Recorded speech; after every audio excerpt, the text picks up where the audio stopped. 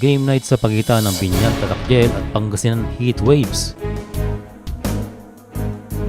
Well, ramdam na ramdam ang suporta ng mga tao sa MPBL dahil punong-puno ang Calsiao Sports Complex. Pero yun lang, pagdating sa game ay mas mainit ang simula ng Biñan. Pinangunahan agad ni KG Cañaleta ang opensa ng Biñan. Dito natin makikita ang pagiging veterano ni KG. Kung power forward siya sa PBA, sa MPBL ay plays inside the paint. Sa first quarter ay low scoring game na kung saan ay 7 points lamang. Ang Pangasinan, nagkaroon ng scoring run itong Heatwave sa second quarter at dahan-dahang dumikit sa Biñan. Sa kabilang banda ay laging present ang tropa nila Hilterbrand at ang sinasabing malapit nang bumalik na si Mark Pengris. Mahigit 3 minutes sa second quarter ay nagdoble kahit si Kenny Rocakurba at binalik muli sa double digit na lamang ng Biñan. Isa sa mga exciting player ito si Rocakurba sa MPBL at sa play nito ay pinakita ang kanyang body control. And para matagdagan ang momentum ay pinasok na ni Coach Boyd Fernandez ang isa pang energetic at exciting player sa liga na si Poy Poy Actub.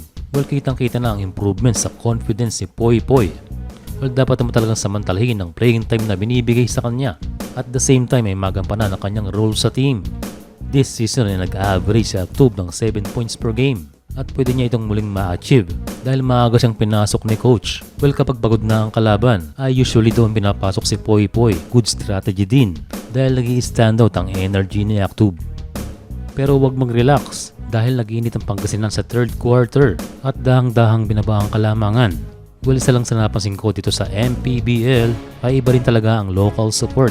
Kitang-kita sa mga fans kung paano nila i-cheer ang home team. Yan ang kagandahan sa regional basketball.